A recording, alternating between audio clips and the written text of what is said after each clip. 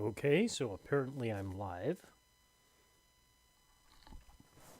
This is the this is what I want to do here. I want to do this big Uncle Data. Um, let's see how this actually works out as a card. I'm not sure. Do you have any ideas about Big Uncle Data? So Big Uncle Data is going to be an issue. I'm not sure which issue. Probably a yellow issue. Probably a libertarian issue. Because libertarians are overt private. They could privacy a little too much. So let's see. We'll start off. Try to make a reasonably good approximate grid. So remember, we have a 1 by or a 3:4 ratio. So we want these two lines to be about 4.5 inches apart. And then these ones about 6. Okay. Hopefully the audio turns out a little bit better than last time.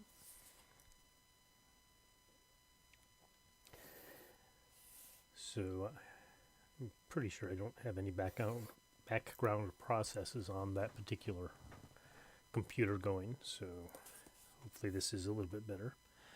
So I'm sorry about that from the last time. I listened to it a couple days later and was shocked, just shocked. Well, maybe not shocked, but less than fully happy. So let's see. There we go, another half. And so just use these interior ones to tell me when to stop. So let's see. So this is that. We want to draw this guy, and probably something I should have done is pulled some references up. We do want to put some sort of spider web in back. So right, this is Big Uncle Data. These are supposed to be spider webs, and we're trapping your devices in here because, yeah, it's supposed to symbolize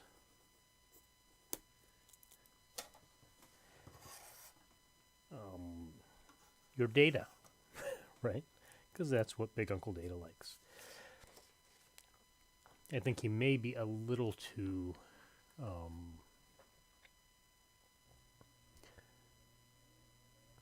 nice looking, or something like that. Okay, so I think here I have him centered. I'm not sure if I like that.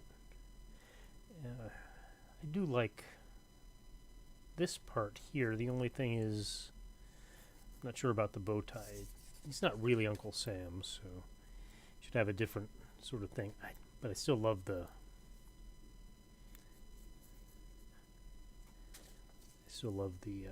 top hat with the USB in it. I think maybe let's just try some stuff real quick. I think maybe not having him center and having him off center would be good. So put him out here and then put the center of the spider web here, right? And then it can go off in the different directions from there. That'll make it look a little bit more like a spider web, I suspect.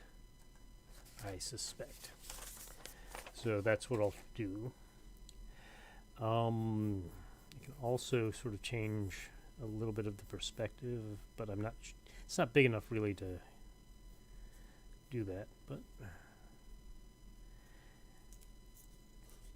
because really we need to get this hand coming up at you. So I will try to not have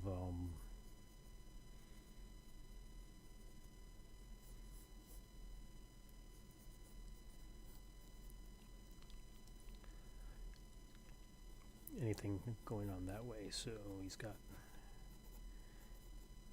that. I don't really like Big Uncle Sam, but you know, it's big data or Big Uncle data, yeah, but it is big data, right? And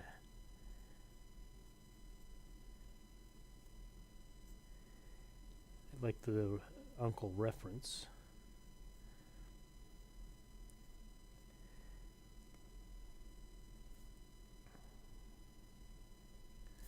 So that's good.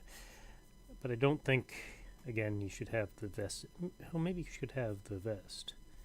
But wear the vest with a t-shirt. I think that's the wrong, that's actually the wrong decade, right? That's more 80s, isn't it? If I do that, looks kind of 80s. And let's see, yeah, this way. So maybe this is a little closer to what people dress like. So we'll just give him a traditional collar with that. Still feels a little bad, but not too bad.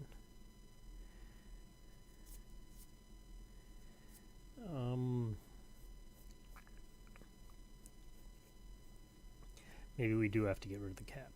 So the question is what do I do with the USB? I can put the USB in the web, like in the center of the web. That would be a really good idea, I think. That would work out. Let's make sure that it looks like he's coming from behind. That didn't sound right, but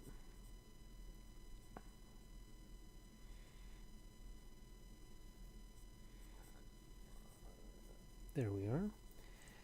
And then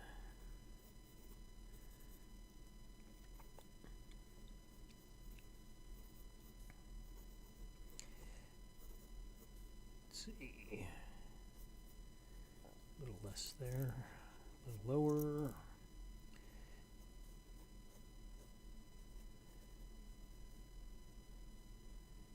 He's holding his head out there. Okay, so gimme your data. Unfortunately, I don't know if that, how well that's going to translate to somebody who's playing the game. Okay, so I was going to use that hat, but if I'm going to get rid of the hat, which is perfectly fine, I mean, there's no reason to keep that hat.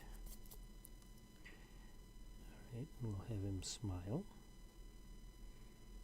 Because there's nobody you should trust less than somebody who's smiling with his hand out. Okay, so we've got a smiling dude, big ears. If I'm actually going to be able to see his face now, unless I put the USB in the middle of his face, then I need a face for the face. That doesn't sound great, but I do need a face for the face. All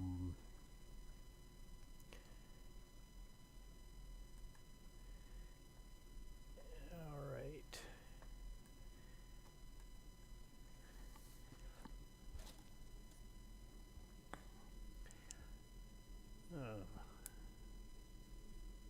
So let's try this face. You won't be able to recognize it because it's already got the wrong chin. And apparently he doesn't ever look at you from this direction. Okay, so thin nose, kind of out like that. Yeah, this isn't going to look like him at all. Kind of small, beady eyes, so you know that he's up to something.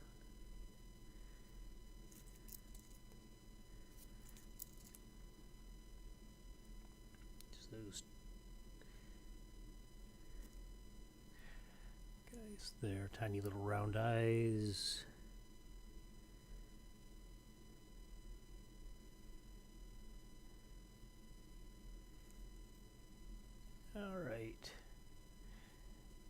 that's not looking great, is it? It's looking too small. I think I can deal with it. 1, 2, 3, 4, 5, 6, 7, 8. Okay. Most of these things are at angles, so I can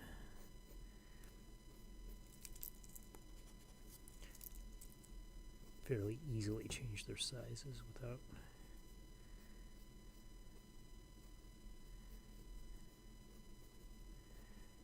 too much of an issue. They're already foreshortened. Don't need to do quite as much work. Just foreshorten them a little less. All right. Does the hair look like the hair is really boring? This guy is really boring here. All right. All right, so let's see.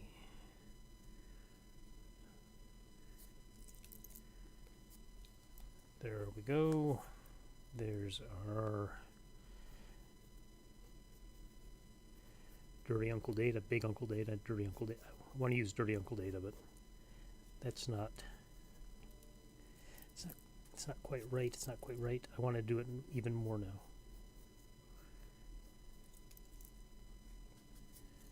Okay.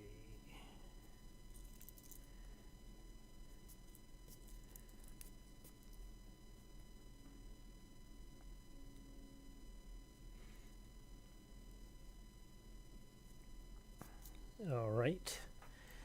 So that's the dude. Let's see, what else can we do?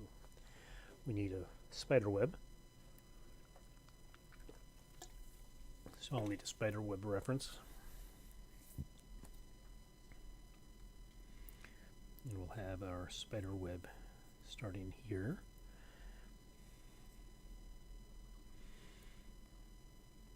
And then there are just a lot of little random things.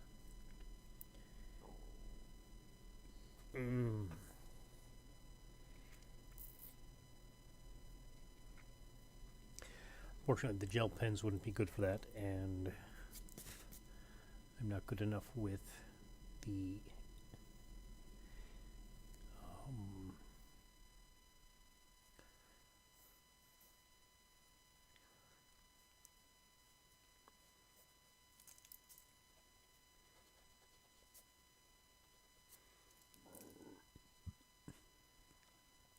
with the ink.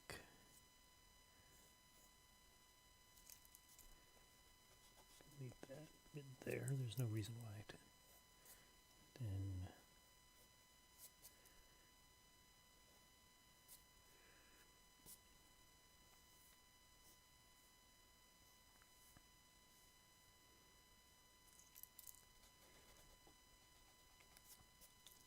so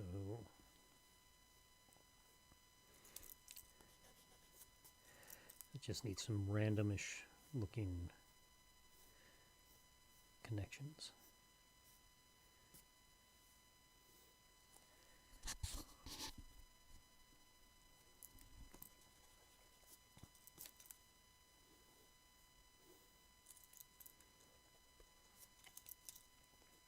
Not everything is far away. Some things can be close, so let's change a couple of these angles as we're doing it. Of course, we have to go through the whole thing again. When we do it again, we'll go over the other bits that are there and just ignore these guys.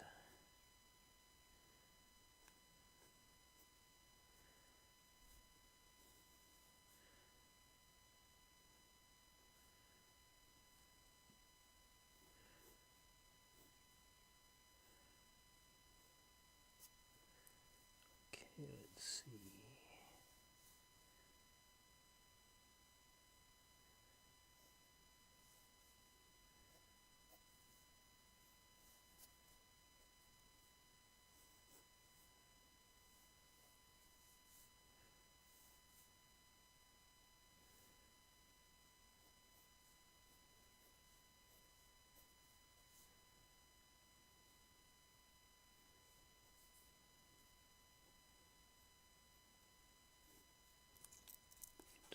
This has to get something going on there. This doesn't have to. Okay.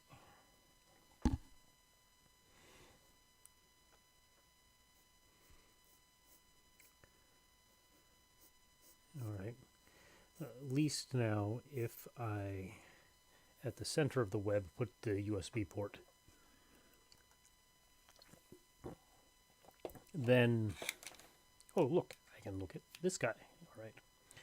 Then,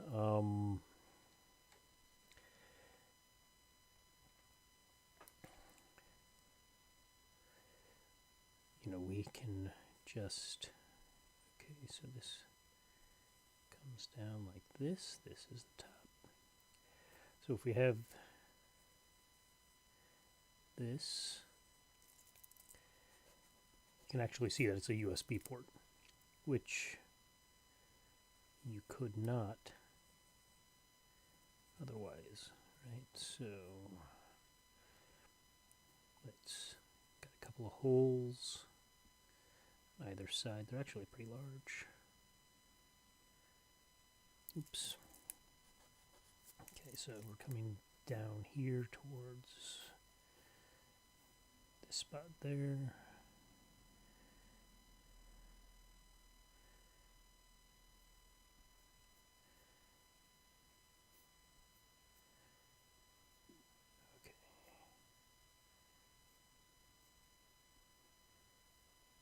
Okay, so that's going to be our asymmetric port right there.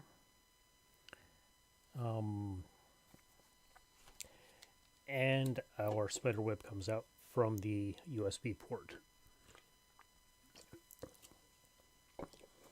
That's the way big data gets your data, is through your USB port. Well, not really, but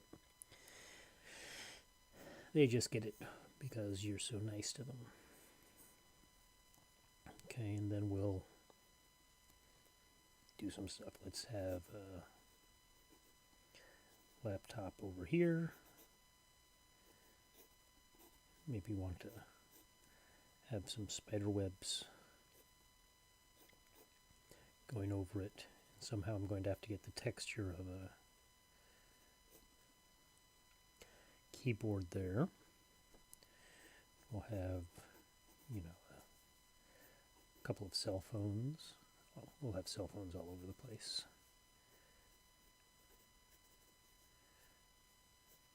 Let's do a cell phone this way.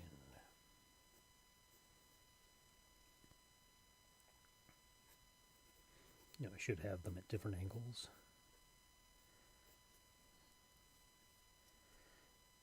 Okay, I have another laptop that's not so great. Let's have something that looks like a computer monitor or all-in-one device here, hanging from the thread. All right. So then we have to figure out how to make this look the way I want it to look.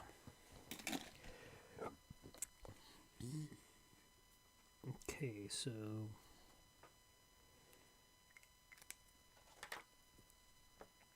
let's start on the inside with the detail stuff. So I'll use a very small pen here. And I should have looked at this guy's picture again, because now all I'm doing is making him look less like himself, right? I'll give him black eyes.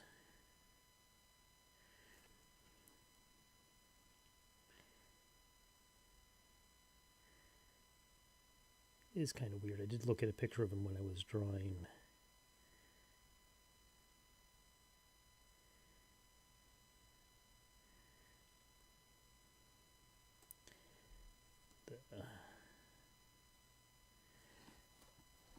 the mock-up here, and so I looked at a picture of this dude, who will not be named,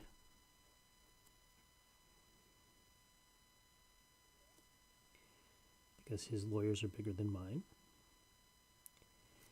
And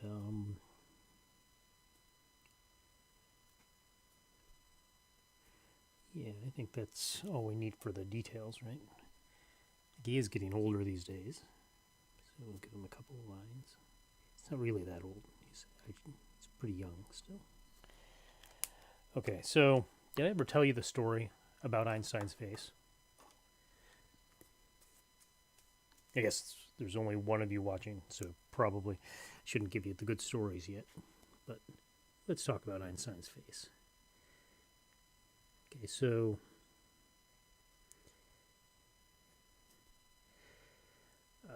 I used to, for my students, when I had small numbers of students instead of large numbers of students,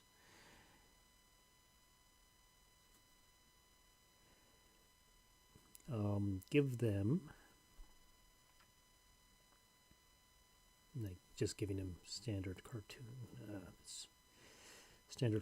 ears. I used to give them, what are those things called? Postcards. So postcards, greeting cards, something like that. So I'd make, I'd teach physics classes. So I'd make a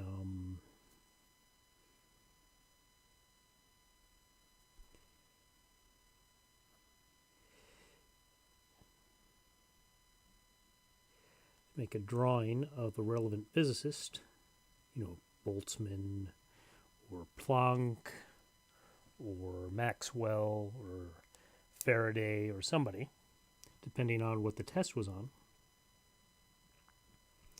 Yeah, it was a green card. So I'd make a drawing of those guys, and then I'd have them use those, you're allowed to write anything you want on your green card, sort of deal.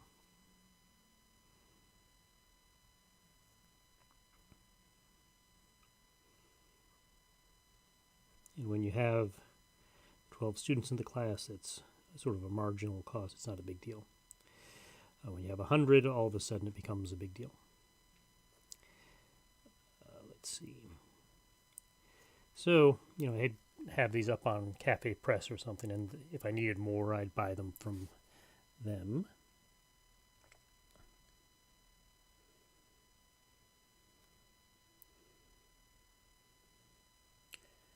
So,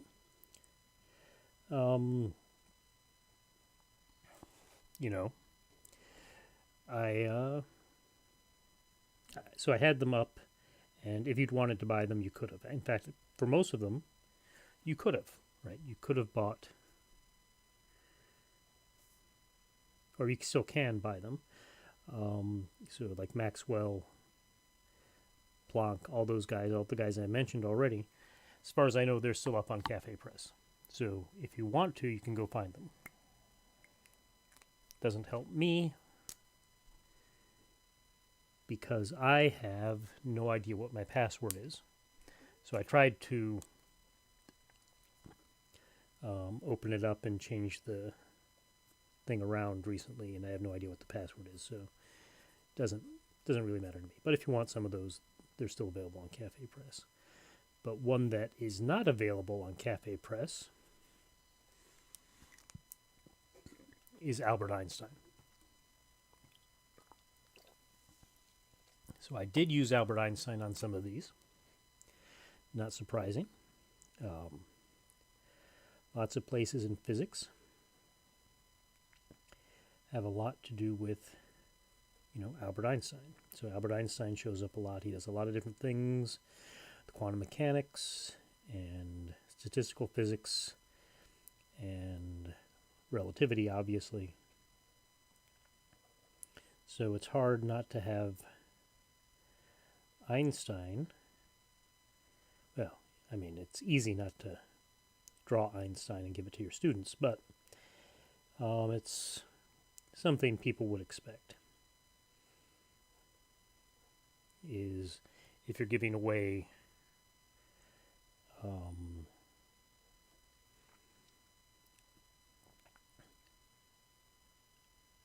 drawings of physicists, you'd probably at some point give away an Albert Einstein drawing. And so, one day, and it was not a day when I was thinking about these guys at all. I may not even have been doing it that semester, right? It depends on what semester, how many students I have and stuff like that, that I even have to worry about something like that. I get a message from Cafe Press saying that I had violated their terms of service.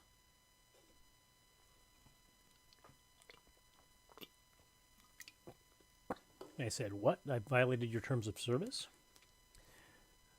Did I? I mean, the only thing I put up are my own drawings.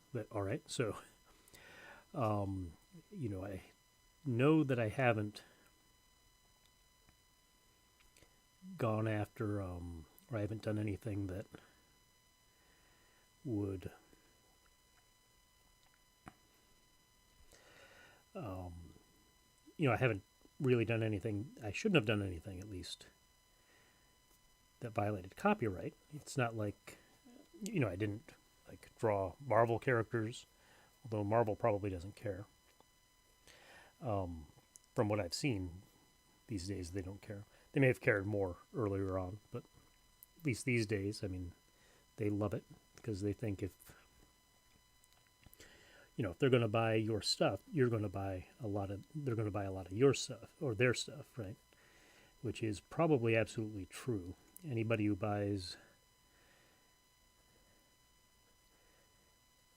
keeps buying, fan art from conventions is almost definitely somebody who's going to buy stuff from you. And what you want to do is just make sure that they stay in the habit of, collecting things. You don't want them to get to the point where they don't want to collect anything more. They've got everything they need because they don't have anything more to collect. And then you just sort of disappear, right? Well, then they just sort of disappear because, they have to do something else with their money. And maybe if you're Marvel, they'll start collecting Batman stuff. And the last thing they want you to do is collect Batman stuff when they're coming out with new Spider-Man stuff next year, whenever, right? So they'd rather have you buy new fake Spider-Man stuff from me, than to buy Spider-Man stuff from or buy Batman stuff from a real dealer, real licensed Batman stuff. Or worse, not even stop buying comic book stuff at all and start buying video game or some other kind of licensed product. So, anyway, so I got this email and I had no idea what was wrong. It's like, what have I done? What could I have done that was offensive? Was really what I was thinking of. It's like, I don't think I have any offensive things in my reservoir. I'm sure I don't have anything copyrighted, right? They're mostly pictures of physicists. And to the best of my knowledge, nobody's copyrighted any physicists. There's no physics patents out there. Nobody's trademarked,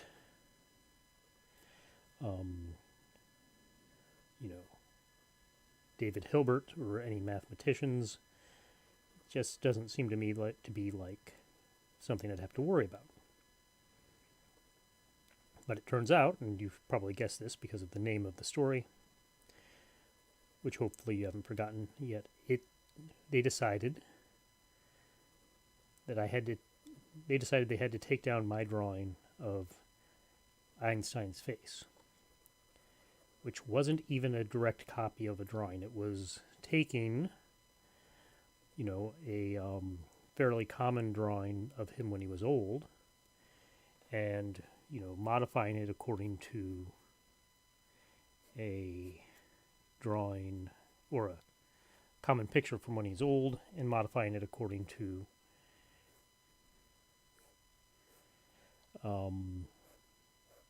a picture from when he was young. So that was a little bit strange. I was going, well, that's my drawing, right?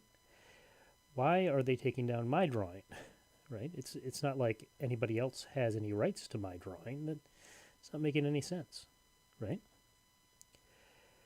Well, what it turns out is that Hebrew University of Jerusalem asserts that it has the publicity rights to Einstein's image. It has all of Einstein's publicity rights. So Einstein bequeathed everything that he had, as far as, maybe not everything that he had, but all sorts of different rights, publication rights and stuff like that. Anything that wasn't owned by somebody else already, he bequeathed them to the Hebrew University of Jerusalem, right? So that sounds reasonable, right? Well, one kind of right people have, and although, as far as I know, Einstein never used it while he was alive, one right they have is sort of publicity rights. They have the right to you have the right to your face, right? If you are a celebrity, you technically have the right to your face. I cannot just make a painting of you and use it to sell shampoo, right? I do have to go through you, right, to get rights to your face, even if I'm not literally taking a picture of you, right? That seems good. I mean, if I want to make sure that I'm not associated with anything that I don't like, let's say, then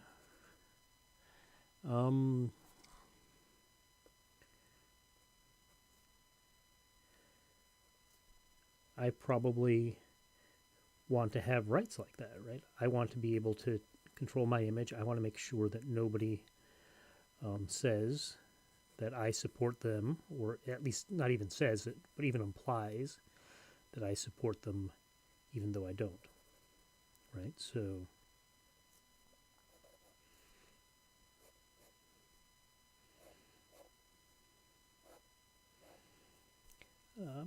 again, it seems like a reasonable thing to me. To me, it seems like a fairly reasonable thing to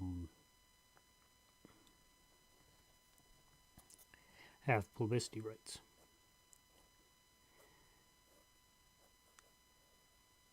So this makes Einstein unique among physicists, because if you find a photo of Ernest Rutherford, for example, if you find a photo of Niels Bohr, you can just damn well use it, right? You don't need to get anybody's permission, and you can use it for your book. Let's say you have a novel, or you have a nonfiction book, and you want to use a picture of Ernest Rutherford on the cover. You are absolutely, totally free to do that. However, if you want to use Einstein's face on your cover, you are not free to do that. Probably because Hebrew University asserts publicity rights to Einstein's face. Now, obviously, nobody would have noticed this. Here's this guy who sells, 10 packets of greeting cards a year. 9 of them to himself on Cafe Press.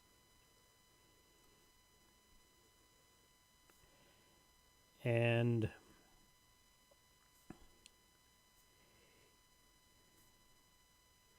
he has a picture of Einstein's face. How many people actually see that picture? The answer is probably 1, right? And that's me. So my guess is that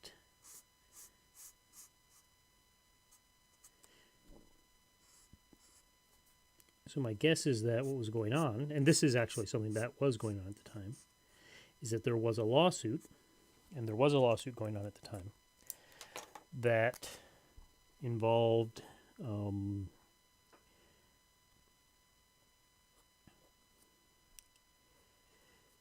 the Hebrew University of Jerusalem and some other entity, right?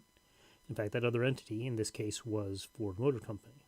So what had happened is Ford Motor Company had taken out an advertisement in a trade magazine, right, in an automotive trade magazine that neither you nor I has ever heard of.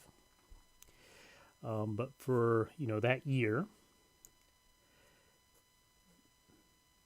Ford Motor Company had decided they wanted to use a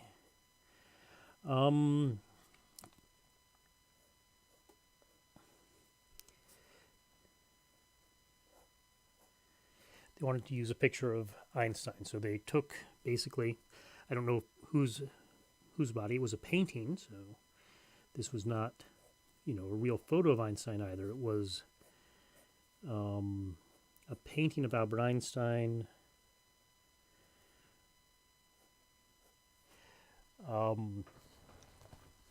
Being very muscular. So they took a bodybuilder and they put Einstein's face on it.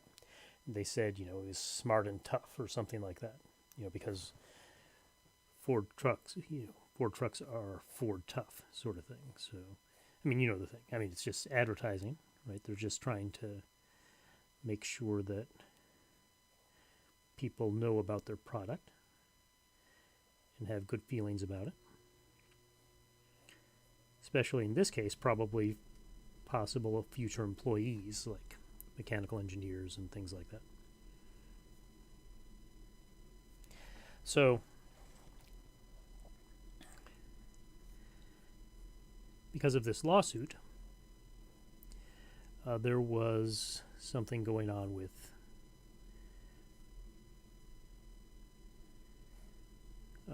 the Hebrew University of Jerusalem and Ford Motor Company.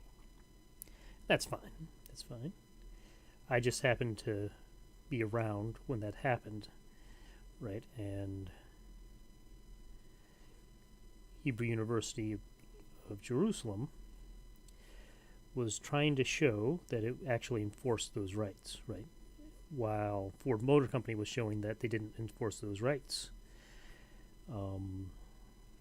often enough so that Ford Motor Company would be allowed to actually use them, right? So Ford Motor Company, if you don't use those publicity rights, then you lose them. You have to actually sue people every once in a while to keep your publicity rights. Exactly how much probably depends on how much the other guy's lawyers get paid. So, if you're dealing with somebody like me or you, that's Hebrew University of Jerusalem has much bigger lawyers than either you or I, right? So that's going to be absolutely true, right? But if you're Ford Motor Company, that's not true. So I do know, well, I'm not sure that, well, I am sure. I'm sure that Hebrew University of Jerusalem did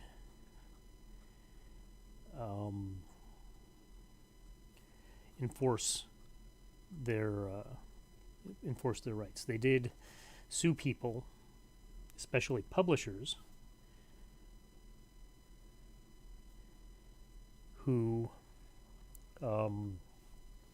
tried to use Einstein's face, because publishers try to use Einstein's face all the time, right?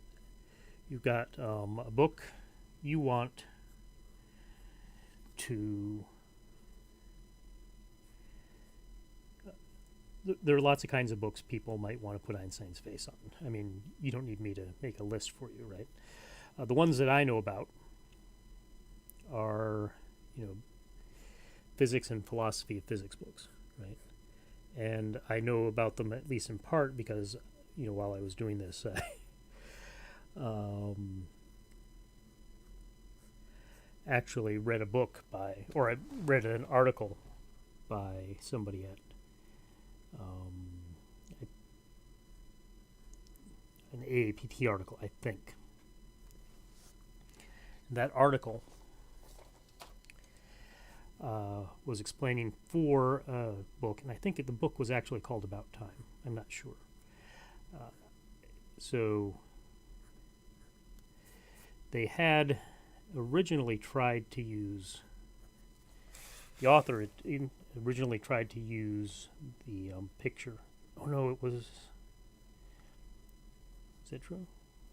Yeah, it was about that. This other book I was thinking of. I'm mixing the two books up a little bit because I bought them at the same store. Okay, I don't like that very much, but now I'm stuck with it.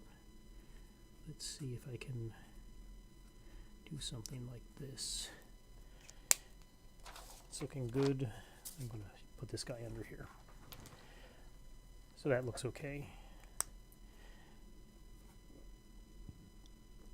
So I think it is About Time. I'm not completely sure, but it's a book that had something to do with Einstein, but not much to do with Boltzmann. However, I guess if it's About Time, it should have something to do with Boltzmann, but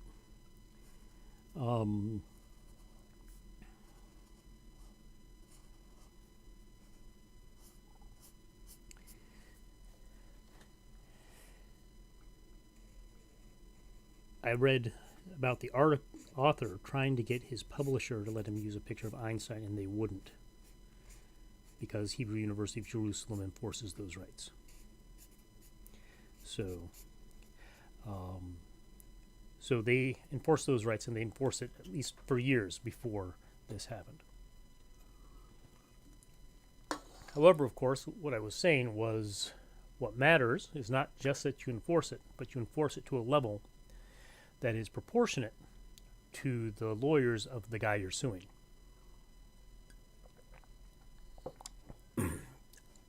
So if you are suing a jerk like me, well, that's no big deal, right?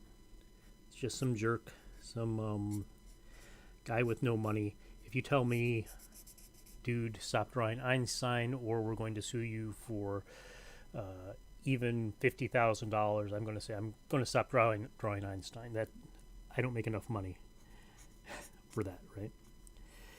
But when Hebrew University of Jerusalem saw this thing from Ford Motor Company, you're looking at Ford Motor Company.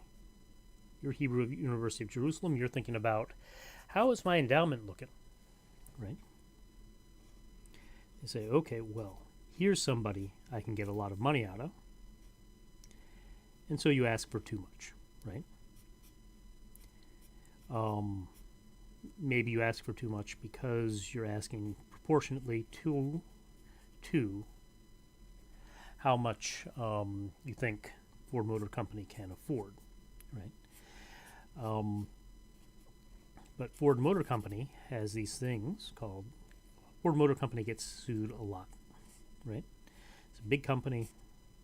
It owns its own lawyers, or it hires its own lawyers. It has them sitting there. Ford Motor Company has nice, good lawyers that know how to go to court, right? So if you're Hebrew University of Jerusalem, even though most of the time when you sue somebody, you're suing somebody who is looking at something and he's saying, okay, I'm publishing this nonfiction book. I expect to sell, let's say 100,000 copies. copies or something like that. And I'll probably make, after I pay everybody and all that other stuff, I'll probably make, let's say they make $1 off of every book. It's probably more, but probably not too much more. You know, little softcover book, softcover nonfiction book, not really a big bestseller. Probably not a bestseller. On average, something fairly small.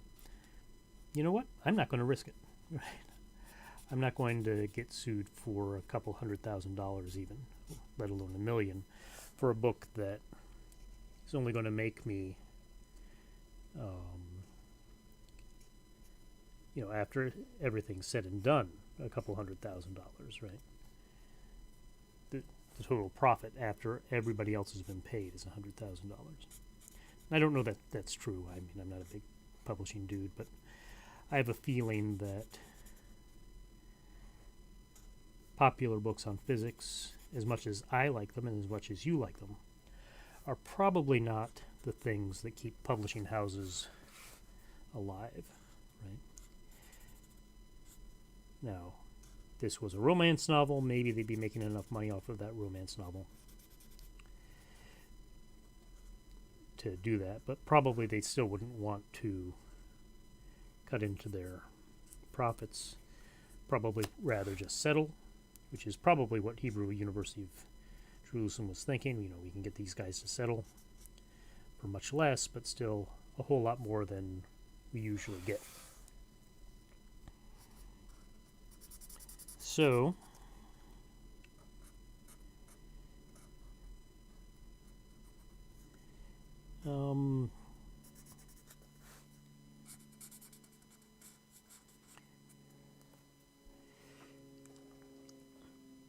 behind this web, by the way, is the World Wide Web. You didn't realize that it was really a spider web with a USB in the middle. So when you sue Ford Motor Company, they have big old lawyers. And if you're just, if you were some small Joe like me, at least you'd have that going for you. But if you're Hebrew University of Jerusalem, you're not just a tiny little bit player. You're somebody who runs around suing people about this all the time, including, smaller people like, me. So, right, sue Cafe Press to try to get all that crap off of it. All the Einstein gear people are buying off of a Cafe Press that Hebrew University of Jerusalem isn't getting a dime of. And people probably don't collect Einstein gear the way they collect Spider-Man gear. So you are more interested in suing those guys. Oops. It's fine. Suing those guys than Marvel might be. Suing little jerks like me. But that sort of reduces,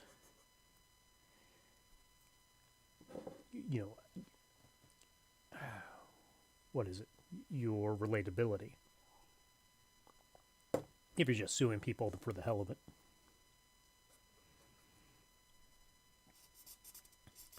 So, Hebrew University of Jerusalem met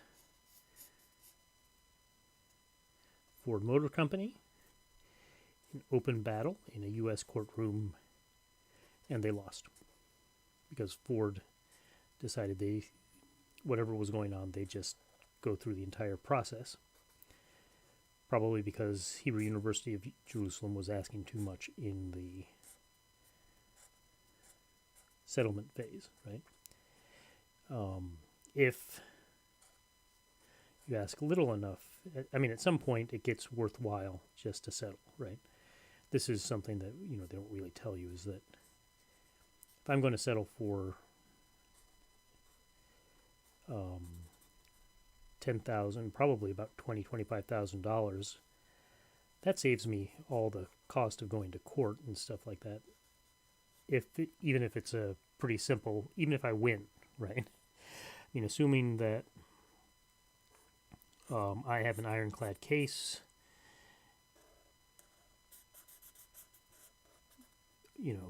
a reasonable offer for a settlement, a small one, is often cheaper than even going to court. And if you have something on that level, people are just going to pay. It's like, well, yeah, I can go forward because I'm right, or because I'm a business. I'm thinking about money rationally instead of, like somebody in a, what are those things called? In an estate, right? If you're trying to disperse an estate, a lot of times you have a lot of people that are thinking irrationally. They want to be right this time, right? They want to feel like their opinions count. They want to feel like other people are listening to them. They want to get something that has some sort of emotional appeal to them, some sort of memories or something like that. They want to continue on fights, unfortunately, from when everybody was 7 years old. In those cases, people will completely destroy whatever it is they're trying to preserve because of their emotions. But if you're talking about a company, a publishing house, a cafe press, or something like that, somebody sues them, gives them an easy out, like pay us $25,000 and take all that crap down off of your website, Cafe Press is going to say, absolutely. Absolutely. Right? So that's the reason why my stuff came out. Although, like I hope I said, Ford's lawyers were bigger than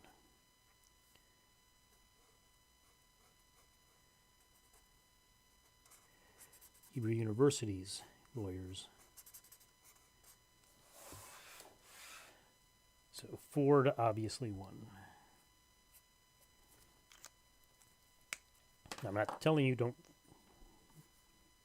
sue Ford Motor Company, but I will say,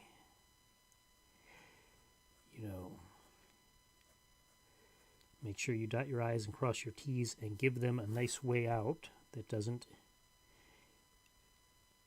Give them a way out that's cheaper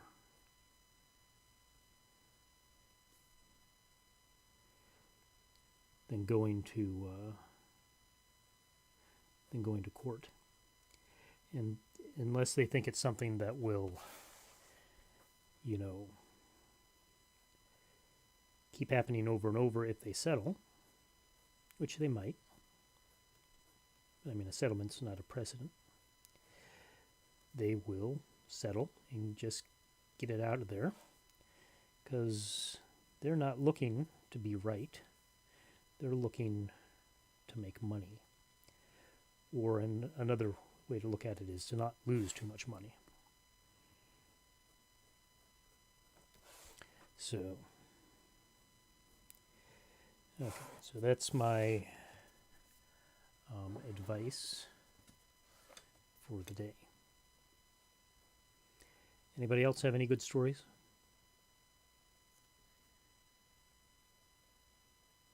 That means you.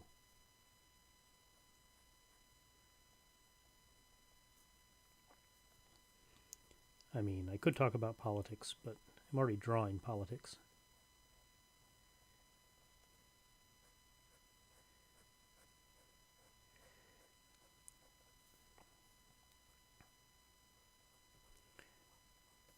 This Big Daddy Data dude. Not sure, is that looking... Oh, actually, that looks great, doesn't it? Oh, man. I'm looking up at your screen right now. Yeah, I like the hatching a lot. Now, I should say that I like hatching a lot. If you're hanging out at an art ranch and art_ranch on Instagram, you'll notice that I do a lot of hatching, a lot of little dots and stuff like that for white space. I mean, I do really like the look of it, so I might not be the best person to make that distinction, but that does now start looking a whole lot like a web. which is what I want it to look like.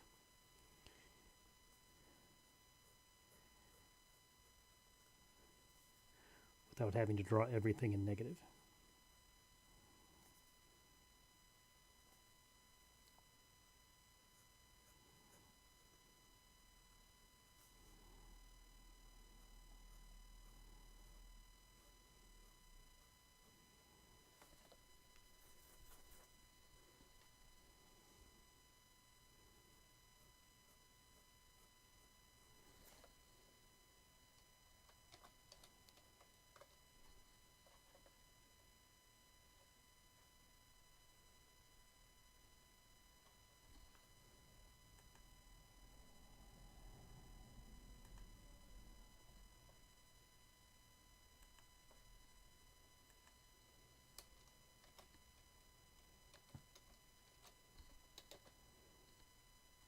Oops, this is bad.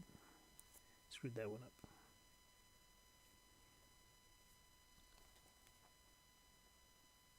Oh, and now I'm back on. Very good.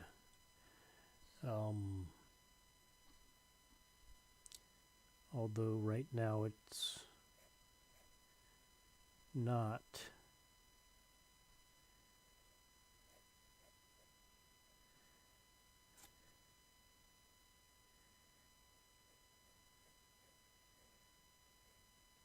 showing anything.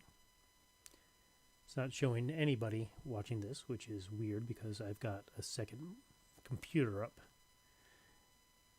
to make sure about what's going on over here.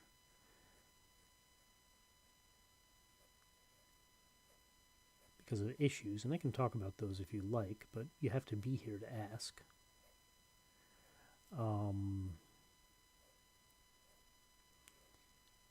I have to do this. I can only look at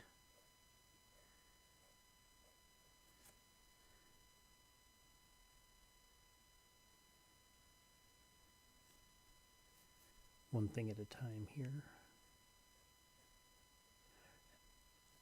I can't look at this other deal while I'm drawing. Let's see, what does he look like?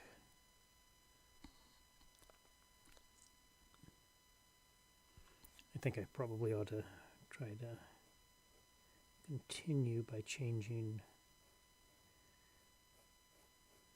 the sense on this vest. I'll make the vest darker, that is.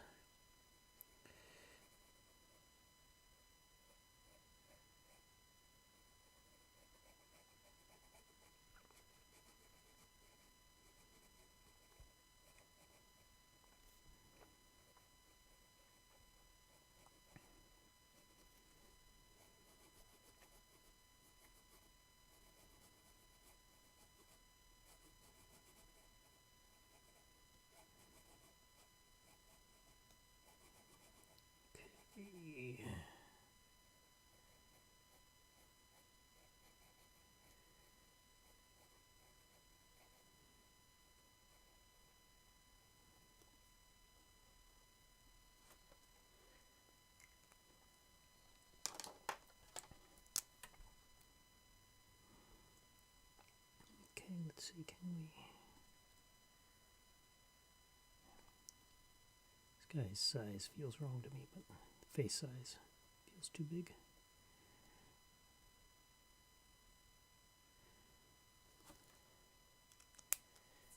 Okay, so...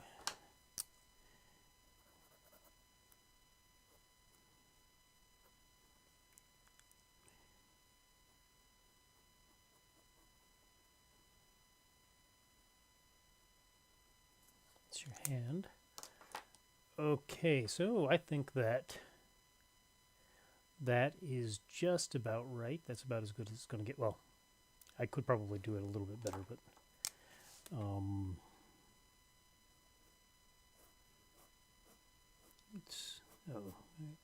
need to do that a little more.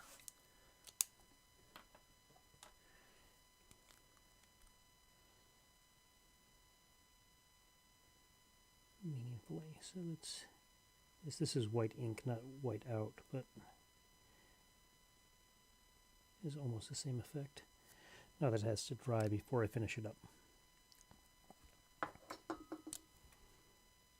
So I think that's about it.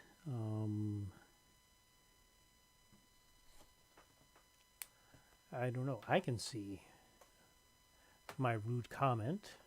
What a jackass story about my story. I don't know if you can. My thing can't. I don't know what this is doing with these number of people watching. Anyways, that's probably about it. That's the deal that I have today. I guess I've changed the name of the card to Big Daddy Data. I like Big Uncle Data a little bit better. Not really, because I keep going back to Big Daddy Data. Right, so let's say goodbye to Mark. And I've made it look as evil as he's ever looked. And we will find another thing to draw next week. Thank you very much for watching, and I will see you then. Bye now.